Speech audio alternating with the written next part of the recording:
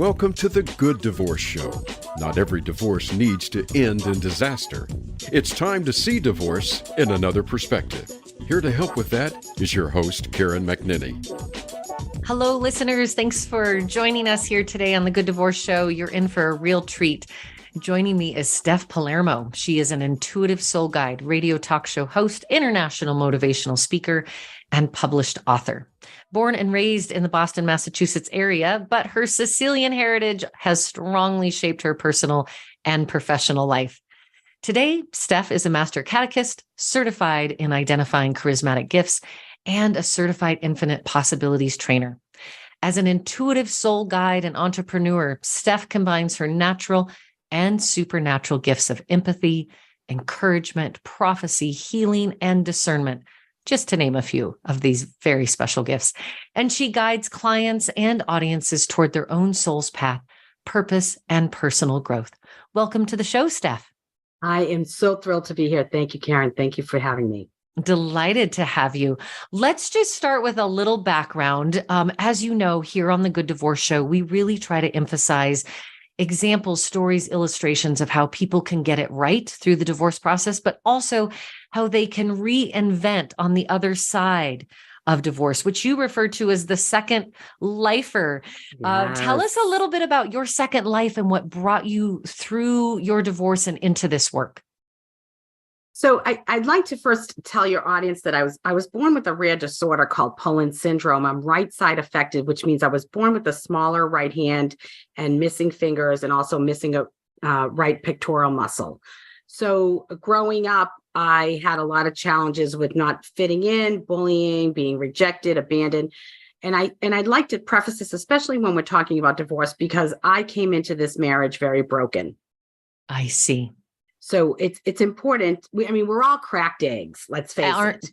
Amen. Bunch of wounded, beautiful people. So yes, and so what I was, trying to escape, and we always attach to our dysfunctions because that's where we're comfortable with. We're comfortable in our dysfunctions, and that was what we do when we choose a partner. And I really didn't even try to find any partners. Whatever came, he came into my life and I was like, okay, this is it, because no one's ever going to love me. Yep. I really think that's important for your audience to hear, because it takes two to tango. And, we don't want to sit here and point the finger and blame just one person. It's what I accepted. And it's, I came into it broken. Yes. So now I stayed home with my kids for 20 plus years. I have 4 adult sons who are fabulous. They're handsome and genius smart. Oh my gosh, I love them so much. This is my Sicilian coming out. I go, I'm crazy about you. Crazy about those boys. Oh my gosh. I used to scream at the games. Look at him. He's so handsome. Like that meant anything in football. So yeah, I have my great sons. I'm divorced now, almost 9 years. Mm-hmm. And, my marriage was over for a lot longer than that. And so post-divorce, while I was going through the divorce, my lawyer said to me, you need to get a job. And I'm like, what? A job? What am I going to do? And so, I had a really nice alimony. And I said, okay, I'm going to start my own business. I'm going to start writing, and I started to write blogs. And my sister said, you ought to make this a book. And I said, that's a good idea. Well, so I put it together, made a book. And what is the name of that book? The Only Way Is Up. Just Steph's perspective on life. My later book is about Sicilian heritage. But it's basically little stories on how I got comfortable in my own skin. And if you would like, I'd be happy to give you a link for a free download for your audience. Oh, that's wonderful. We'll be sure that's in the show notes, listeners. Thank you so much, Steph. Very generous. So yeah, that's my first book. If you want a hard copy, you can buy it on Amazon. Mm-hmm. I have a second book that is not published yet. It's called Where the Hell Are the Ruby Slippers? The Search for the Power. And it's more of my blogs that I put together and created a book. I hadn't done anything with that yet. I'm just not sure about it. I'm kind of waiting on how I'm going to use that. my latest book, it's called It's Not Personal, Sonny, It's Business: How to Run Your Family Life and Business Like a Sicilian. It's where I take the 10 pillars of what I've called, the 10 pillars of Sicilian life, and told little stories about it, talked about my family immigrating from Sicily and some of those traditions and the things that are important to me. And I wrote a little bit about each, and then offered little, applications, how to apply it in your family life and business. So yeah. And so I'm also a soul guide. I offer one-on-one. It's called The Divine Line with Just Steph. And as well, I have retreats in Sicily where we learn how to release sort of our American, concepts and take on a Sicilian way of living that's less stressed, healthier for us, more active, food without chemicals, and really kind of living a blue zone life, which is blue zones are areas in the world where people live to be 100. More people live to, and I teach that, and that's all about family, support, community. These are the what we learn when we're in Sicily. And wonderful. It's fabulous. And we see sacred sites. We have a day at the beach. It's amazing. That's great. And we'll come back and revisit that before we say goodbye to our listeners, so they know where to find you and all of these resources. And you're doing this work, and you bring up a good point that I hear often from the clients that I'm coaching, of kind of how did we end up in this relationship that it isn't actually, the forever relationship, and bringing that wounded self. And again, we often choose what feels comfortable because it's what we've known. And on the other side of that, they're often, even when, like you said, our marriage was done long before the papers were filed. I think that's often the case. We know our truth long before we speak it, and nobody is getting married with the plan of getting divorced. So most of us resist it, but then it shows up in our life and we move through it. And I want you to share with us a little bit of your insight on the other side of kind of the grief process, and how sometimes, particularly in our American culture, we don't identify that divorce is a death. And that there needs to be a process of one thing closing before the next thing begins. How did you navigate that? How do you help your own clients navigate through that grief process and finding the new version of themselves? Well, I think we have to understand where we came from first, and just so that you can understand, I'm actually right now in the process of having my marriage annulled through the Catholic Church. And part of that annulment process is going through, what was going on prior to the marriage, so that they can determine that whether it was valid. And I say valid, a sacrament. It was natural and binding, but not holy. Yes.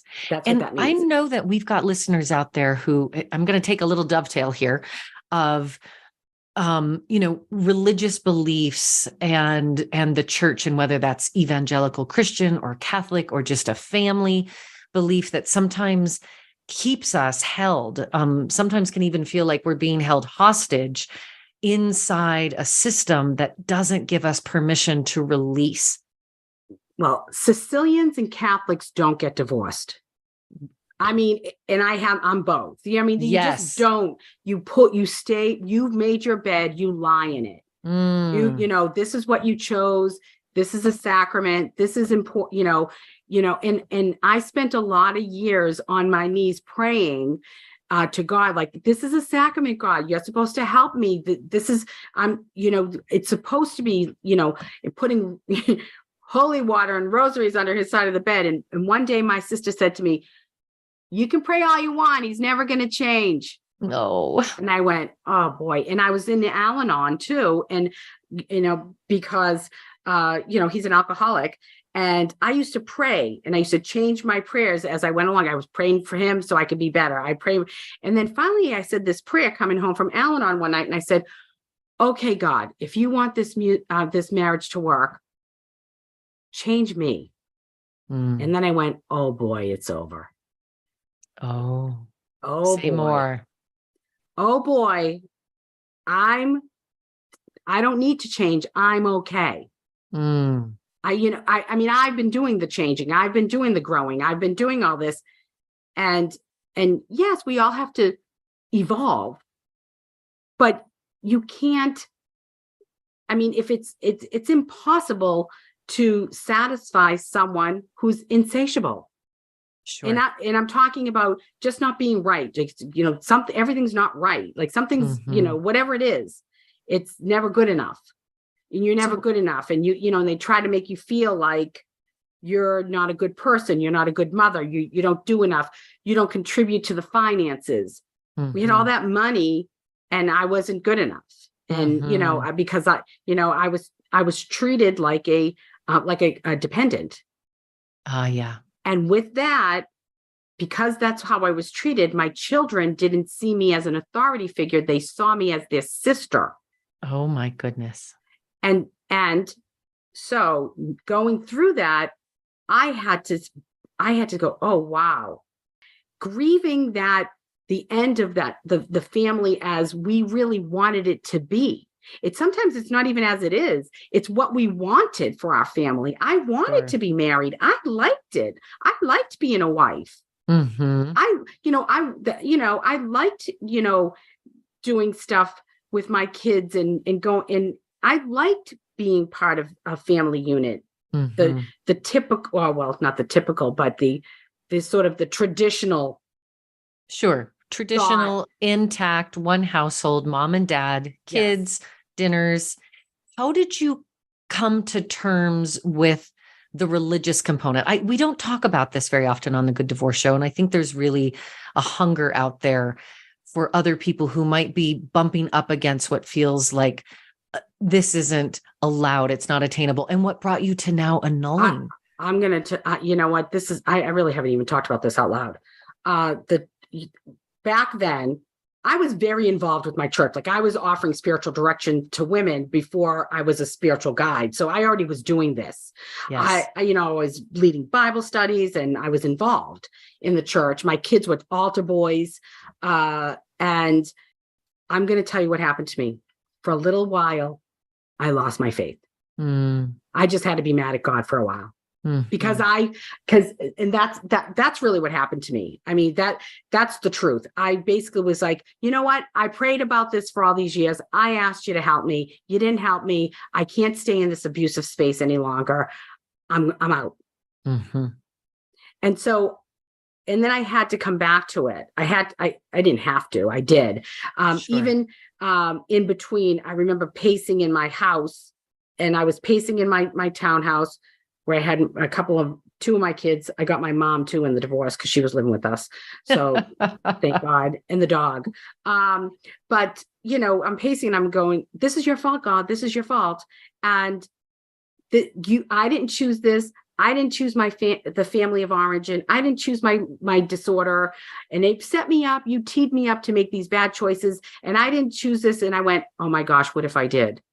And it just dawned on me. I had this bolt of lightning that said, free will is an eternal gift.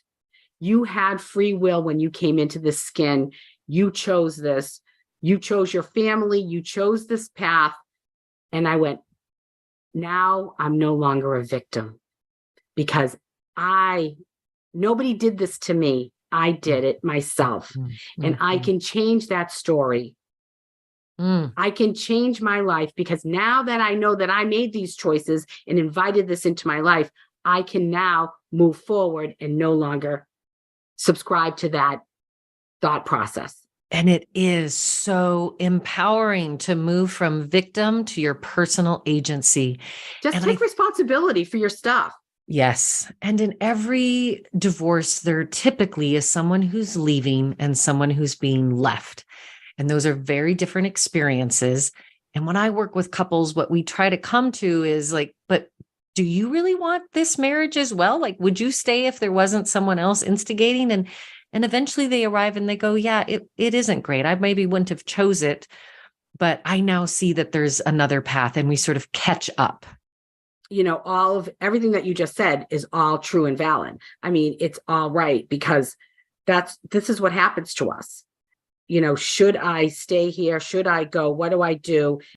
And I was the one that left. Yes. He would have never left. But I said to him, why do you even want to be married? You don't even like me. Right. He treated me like he didn't like me. Like, why would you? And I remember thinking when I was younger in the marriage, I don't really like this guy.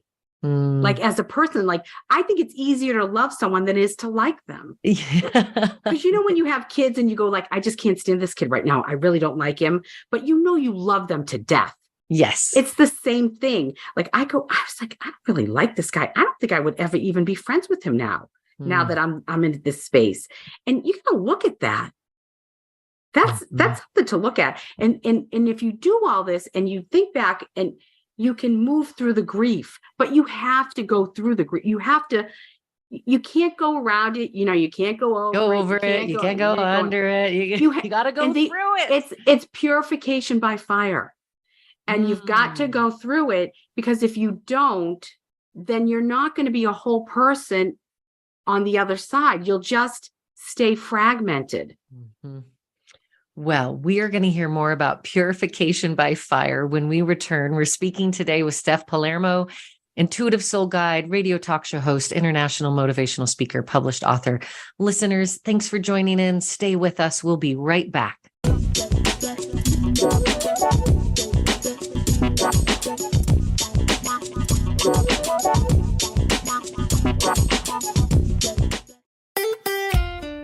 Follow Voice America at facebook.com/Voice America for juicy updates from your favorite radio shows and podcasts. Before you call the lawyer, call the Good Divorce Coach. Give your family the gift of working with a certified divorce coach, a co-parenting specialist, and a mediator. Karen McNinney has the knowledge and skills to guide you through the full divorce journey, before, during, and after. It's one thing to get divorced. It's another to be divorced. The Good Divorce Coach will teach you and your partner how to be divorced with less drama, less destruction, and less debt. Visit thegooddivorcecoach.com to get in touch with Karen. Think of the world 50 years ago. Now think of this same world and how it'll be 50 years from now. Did you know that if the world's population continues to grow at its current rate, our children and grandchildren will only have 25% of the resources per capita that our parents and grandparents had? We must preserve the foundation of a quality standard of living. That foundation starts with Go Green Radio. Join your host, Jill Buck, for Go Green Radio every Friday at noon Eastern, 9 a.m. Pacific on Voice America. Enjoying our shows and can't get enough of us? Follow us on Instagram at Voice America Talk Radio and see what we're cooking up for you.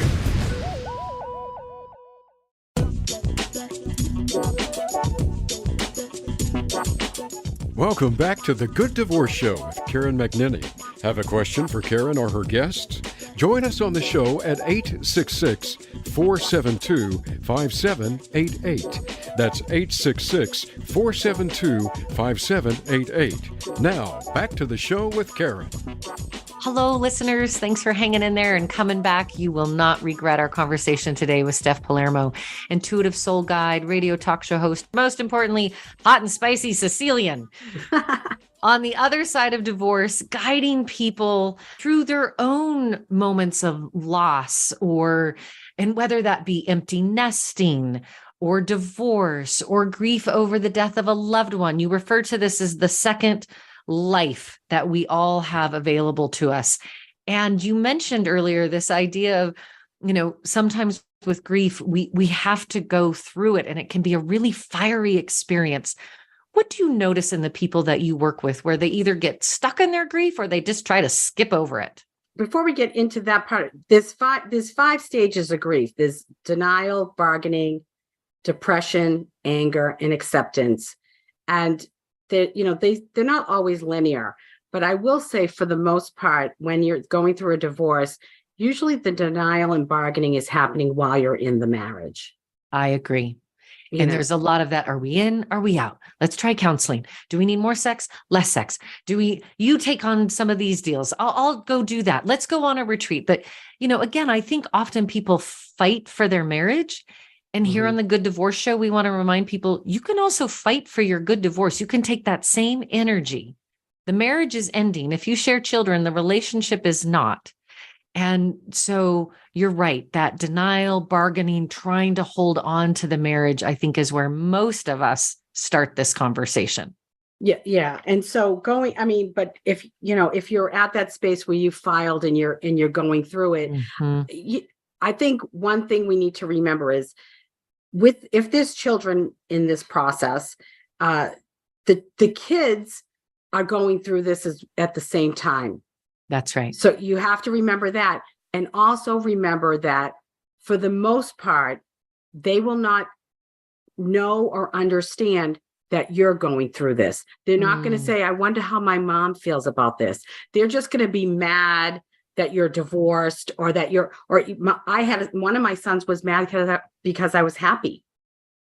Oh boy. He was mad at you. He goes, you're just so happy. And resented your happiness on the other side of the marriage. But he didn't understand that I was also grieving the loss of that family. And once I shared that with him, he felt better. I'm getting choked up just talking about that because this is just my beautiful son, one of my beautiful sons. And so the thing is, what you can do is go through the stages, but be mindful. Be mindful of how you're feeling and aware. It's almost emotional intelligence in the home.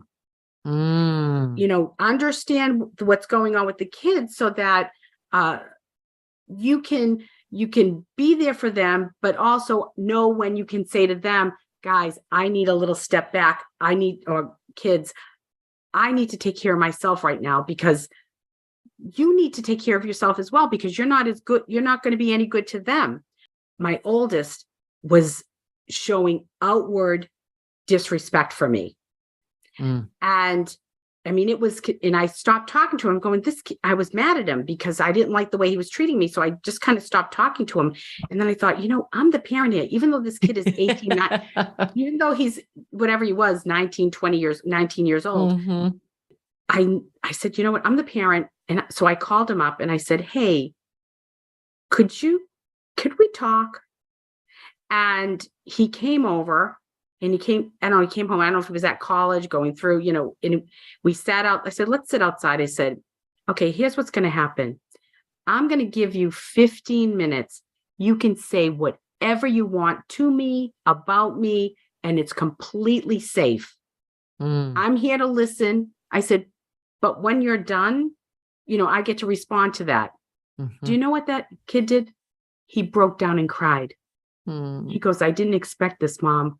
He just wanted to be heard. Yes. What a wonderful gift to actually create a contained space. And to our listeners who are joining us today, to recognize that it's not just our grief process, it's also our children's grief process. And this idea of really active listening, that skill of, you have 15 minutes. What do you need to say? What do you need to get off your chest? And it's safe. You can say whatever you want. And I'm not talking. Yeah. And also at the same time, and it's a lot of work. This is a lot, but divorce is a lot of work. So if you want to get through it, being mindful. So being mindful of yourself and what's going on around you. But then in order to work through all of that grief, you need to do the next right thing that feels good in your soul. What does that mean? Sometimes you don't have it to journal or meditate because your mind is so racing, and you don't feel bad about that. Cut yourself some slack. Sometimes it means taking a nap. Sometimes it means, having a glass of wine and just letting it out with your girlfriend or your mom or somebody who can hear you. Sometimes it means, going for a walk or just escaping with the television show or, so I remember when my mind's like that, I can't read, I can't do anything. Yes. But when things happen, when tragedy strikes, we don't have the capacity, let me just, you just go, okay, God, get me through this. And that might be all you have for prayer. Is just your faith. That's knowing that what you're experiencing in those darkest moments are temporary. It's not permanent. And when you are on the bathroom floor and you're heaving up your guts in tears, or you're pounding at the wall, or you're in the backwoods and screaming, like all of those expressive states, and you just think it will never get better, we are here to remind you it will. It actually will. And time is an extraordinary elixir of healing. But I think so. And like you just said, I would just keep saying, I would just go, I'm going to be okay. I'm going to be okay. I'm going to be okay. I'm going to be okay. And if you have to keep saying that, just keep saying it. I'm going to be okay. And then when you are doing the next right thing that makes you feel good, you'll have good moments. It's not just one day at a time. It might be 15 minutes at a time. Yes. And you'll feel the pain in your body. This will have physical manifestations, and it's the depression and the anger. But I will say this, in my experience, once you get angry, really angry, you're owning your power. You're getting your power back. That doesn't mean you have to act on the anger. That's right. Aggression is different than the feeling of anger. And you do need to get angry at some point. Absolutely. Yes. Be angry wherever you're angry. You need to be angry, whether it's yourself, God, the other people, your mother, your father, be angry. And once you start to be angry, you start to get a little more, you feel your power, and you're right there to acceptance. Mm-hmm. But that doesn't mean you might not feel bad, because I remember a couple of years into my divorce, I was divorced. My kids were getting dressed. They were dressed for Easter, and their dad was picking them up to go to mass and brunch. And then they were all coming back to dinner at my house. And I cried my eyes out because I felt so terrible that they had to go separate. Yes. And it felt terrible for me. Mm-hmm. So, you'll still feel bad, have these days that you feel bad about things. I can still cry about that situation if I think about it. Mm-hmm. These are my kids. I never wanted them to be a product of divorce. Mm-hmm. Yeah. And we do the best we can in the moment with what we have, and we learn as we go. Yes. Now, there have been people who've come to you trying to, reconnect to themselves, redefine, find their happiness. Who has surprised you? How have these clients surprised you as you walk them through your intuitive guidance? So I had this one client that I really liked her. She was a tough cookie. She had a real hard time with intimacy. And I don't mean just sexual. I don't mean sexual intimacy. And even that was a little mechanical. But it was really letting her guard down and her heart open, keep her heart open. And so we actually worked on her relationship with her mom, that her mom was deceased, like what all that was about. And what happens is you start to introduce ideas to people that they never really thought of, like even with their ex-spouses or their mom or whoever, they don't understand that these are people that are broken, that they only can see their own hurt. Mm-hmm. They can't see that these people, and, I told her, because I had sort of a medium experience about her mom. I said, your mom was sexually abused by her uncle and therefore became promiscuous at a young age. And this is why she had you at 14. She didn't know how to take care of you, so she just took it out on you. Oh, wow. And maybe one or two times after, she came skipping in my door and she's like, did you put this love inside of me? And I said, honey, I could never put anything inside of you that isn't already there. I could never draw it out of you. And I could never guide you unless you want to take a step. She was able to release so much of this anger and pain. And this can happen whether it's, her dealing with a mom, and then she can bring that into her marriage or whatever. There's different situations, but once you start to heal some of those core Those core wounds, those core wounds, traumas. the trauma. You can apply it all to whatever you're doing, wherever you're at. And to that end, when I think about, grief, and as you said, there's the work of Elizabeth Kubler-Ross and the 5 stages, which then one of her mentees, and in the legacy of her work, they added a 6th stage. I know. Which is, how does we make sense of this? What is the making meaning of this? And I think that's one of the most surprising things I find with my clients is we go through the dark, right? The valley of death, the 40 days and 40 nights.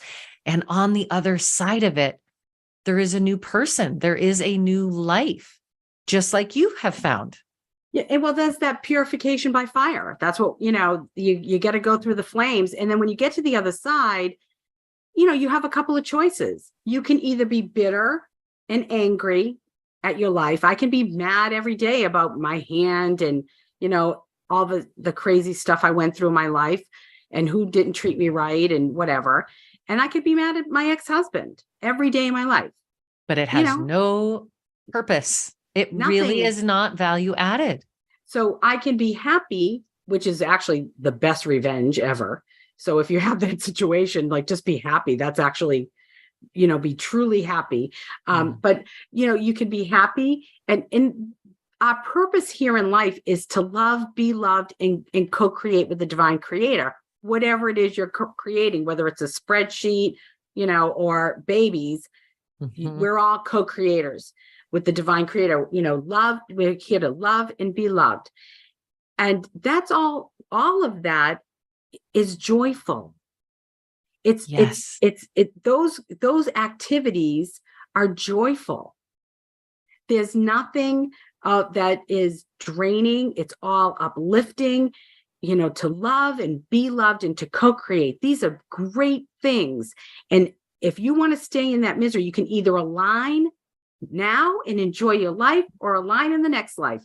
Whatever it is, when you can transition over back into spirit, you can spend your time aligning then and explaining to the divine creator why you didn't love your life. So you can sit here and you can place blame and be a victim, or you can put on your big girl panties and your big boy boxers and love your life. Yes. And take back the steering wheel. Drive your own ship. Be the captain of your own ship, the author of your own book.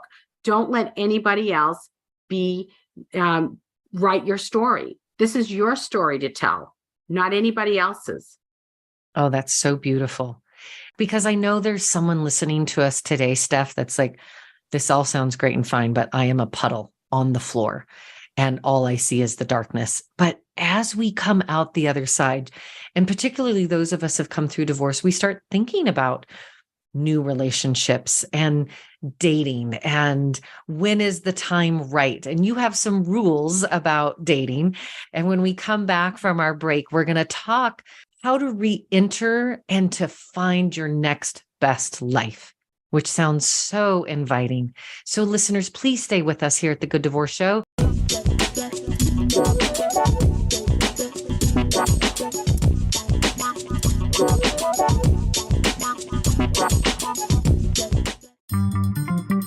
Voice America is on LinkedIn. Connect with us today. Before you call the lawyer, call the Good Divorce Coach. Give your family the gift of working with a certified divorce coach, a co-parenting specialist, and a mediator. Karen McNinney has the knowledge and skills to guide you through the full divorce journey, before, during, and after. It's one thing to get divorced. It's another to be divorced. The Good Divorce Coach will teach you and your partner how to be divorced with less drama, less destruction, and less debt. Visit thegooddivorcecoach.com to get in touch with Karen.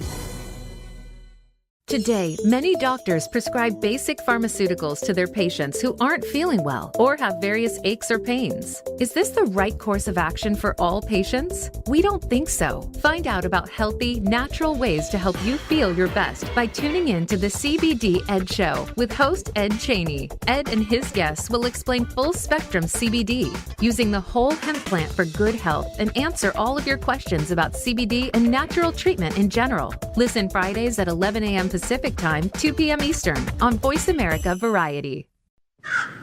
A little birdie told me Voice America is on Twitter. Follow us at Voice America TRN.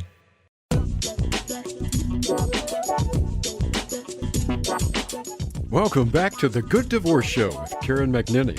Have a question for Karen or her guests?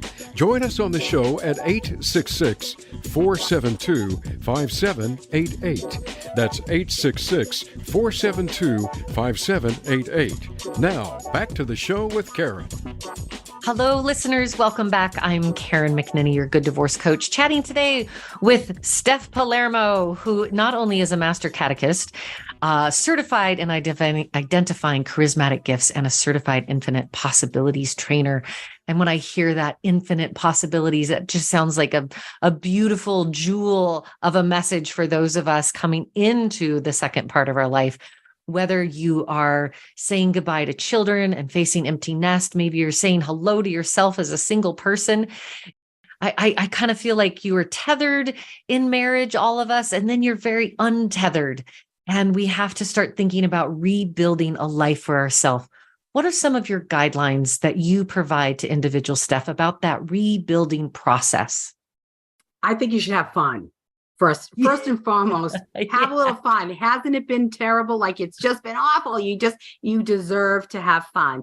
And I think the dating process should be considered fun, because if it isn't, then it's a job and it's miserable and you're just going to have more misery. People are like, oh, okay. They complain about it. Have fun. I mean, go out on a date, go on dates, have dinners, and enjoy yourself. This is the time it should be a little bit light for you, because it's been so heavy for so long. Yes. Enjoy that. Now, I say that, and on the other side of my mouth, I say, don't get into a relationship until you are ready to attract into your life what you deserve. And what happens is unless we're going to just attract more of the same if we haven't done the work. Amen to that. Now, you can still go out on dates and have fun. And I would be clear, I think it's important for people to be clear with it. I'm not looking for anything serious right now. I'm just, I just like to meet some new people and have some fun, at least for a little while. I know you're lonely and I understand, and it's your time to work on yourself. And I'm going to tell you right now, when people said, oh, if I had to break up with a boyfriend, because I had a few boyfriends throughout, between then and now, I would be so angry. Like, what's wrong with me? I'm fine. And so, so I understand that. But the truth is there's a reason why your picker is off. Right. The partners that we pick, which are often informed by our family of origin, which is going to have its own level of dysfunctions. And we go out trying to heal those wounds of our childhood. We end up seeking sometimes the antithesis of what is actually health for us. So in a sense, what we're saying is there needs to be a purge. There needs to be a reset and a re-identification of who you are, what you're seeking, what's going to be important to you, so you don't go back and repeat the same pattern. Exactly. So here's what I suggest. First and foremost, have a good support network, good friends, family, people that you can hang out with on those, times where you might feel alone, like a Friday or a Saturday night. I don't think it's bad. I like going out alone. I mean, sometimes going and sitting at a really nice, higher end bar where you could just meet different people, women and men alike, and just chat. about stuff and not have to bring up your divorce. You're just talking, meeting new people. That's fun, but have a good support network, people that you can hang out with. I was always the fifth wheel. I was always going to my friends' homes they're married and just hanging out with their friends of mine, having a meal and just talking. Fill your cup with your community. Build a community. The community will feed you. And then you want to fill up your own cup so that when you meet somebody, you're not looking for them to fill anything. They're overflowing. Right. You have already come to terms with your own contentment, self-contentment. Yes. We were talking earlier about the distinction between I am lonely and I'm alone. That's right. And they're very different. And I have felt the lonelies. It can be really painful. And if you have children in your home and then they leave, it's like an amputation. It's like you're missing a part of yourself. And the silence can just be deafening. But when you do that work and you suddenly arrive and you're like, okay, I can enjoy my own company. I am complete in myself. I know how to take care of my needs. That's actually where the healthiest relationships come from. Exactly. And to do that, start with extreme self-care. Now, extreme self-care is more than going to the gym and getting your nails done.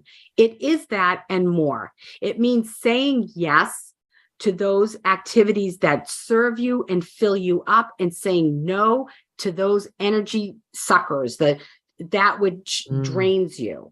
Yes. And it means releasing toxic relationships. It means you changing your mindset. Maybe that means starting a meditation or journaling practice. Maybe it means going back to church or your religious community. Maybe it means whatever that means for you. But it's extreme self-care. Maybe it means taking a walk by the beach if you are by a lake, to get grounded. That means sometimes it's going to ruffle feathers and irritate people because I say, no, I'm sorry. I can't do that. Or no, I'm not going to do that. Or, you know what, I'm going to have to take a rain check on that because my energy, it's not a good match right now. What I really hear you saying is that part of extreme self-care is setting boundaries, holding those boundaries, and then having no shame about the boundaries that you're holding for yourself. Absolutely. And then when you do that, you're starting to get, what will happen is we're so desensitized to negative input and being mistreated. So once we start to engage in self-care, we start to breathe, our cortisol level drops. And now we see our worth and our value. And when we do that, that's an energy. And the people around us will either drop away from us because they can't deal, or you're going to start to attract this like people into your life. That's right. You get this sort of magnetic energy, and like attracts like. So be sure you know what you're looking for and what you're attracting and inviting into your life.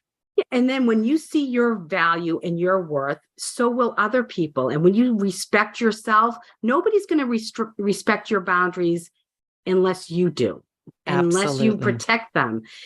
And then going forward, now you know what you bring to the table, because now you build yourself up. You know what your worth is. You know who you are.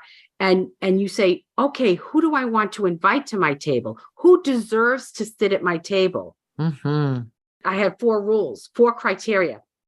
Do they deserve to sit at your table?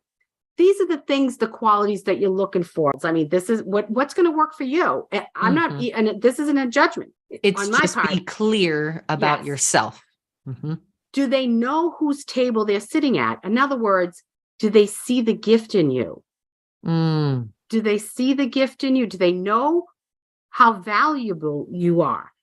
The third one is do they want to sit at your table and everybody else's table? Because if you want to be at my table, you can't be sitting at anybody else's table. Sharing isn't caring in this situation. In the relationship building, the intimate relationship building. Yeah. And the last one is, are they legally and emotionally free? Because, And a lot of that is mostly emotionally, because sometimes because emotionally may not even be that they're still married. They may be divorced, but they're so tied in with their children or their life changing or their job or whatever, that they don't have it to be in a relationship. Yep. That is a great criteria. And in this idea of extreme self-care, I don't know, maybe like a trip to Sicily would be part of extreme self-care. Is that something you could help us with? Yeah, absolutely. I actually quoted in many journals about the benefits of a soul journey retreat, which I offer in Sicily. And retreats are a great means of self-care. It's investing in yourself, whether it's, soul guidance or, working with a coach like you, or, these are investments. We invest in so many things, but we don't invest in gaining clarity for the good life, and we need sort of a vision of a liberated life, and know that there's something more. And by coming to Sicily with me, you get to experience life lived. I mean, it's like a Sicilian because this is how they live, but there's like no stress. They enjoy their families. They enjoy their community. They have a spirituality. They're naturally active. They may not go to the gym, but they're always moving. They eat food without preservatives and wines without, drink wines without sulfates. They talk to the wee hours of the morning with their friends. They're building relationships. These are the things that we'll be engaging in, and I'll be teaching that I teach in Sicily, as well as a cooking lesson for my friends who are local chefs. And it's a very small, exclusive trip where we can bond as a family, as a retreat family. This is, small and intimate. And we will go to sacred sites. We'll visit sacred sites. We'll do authentic Marsala wine tasting at Cantina Florio. The healing springs of Shaka. There's, lots of things that we'll be doing, but also siesta, time spent with me, working out on getting your life straight. I mean, if I can't be any clearer, let's get your life straight, get you straight, right. Get your head on straight, because I understand that I had to get my head on straight. And if Sicily isn't in the cards for one of our listeners right now, although there may be somebody Googling right now, juststeph.org, what would be some other services and ways that people can benefit from your work as an intuitive guide? So I also offer a 6-month, I don't want to say coaching, but guidance package called the Divine Line. And we work on infinite possibilities. We work on getting your life straight. We do some, a little bit of healing, and really it's a concierge offering where I work with you and see what your needs are, and then we adjust the program to best benefit you. So we definitely have the Divine Line and the retreats in Sicily. You can tune into my radio show every Monday night from 8 to 10 p.m. on WATD 95.9 FM.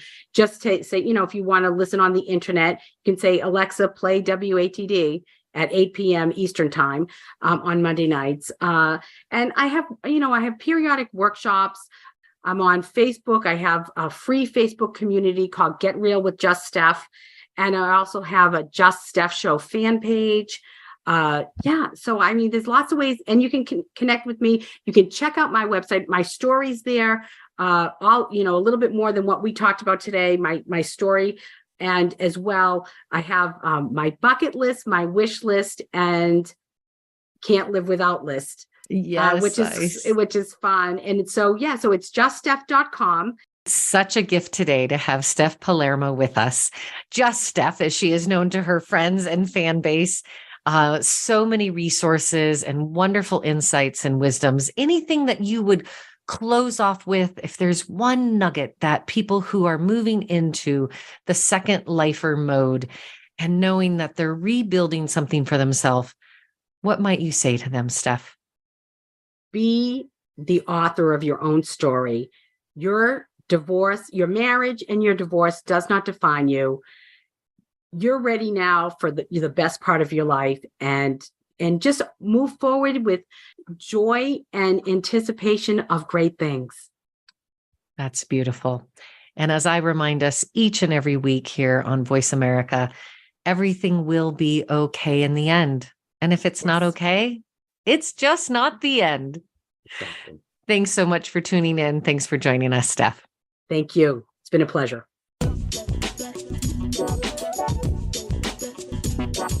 Thanks for listening to today's episode of The Good Divorce Show.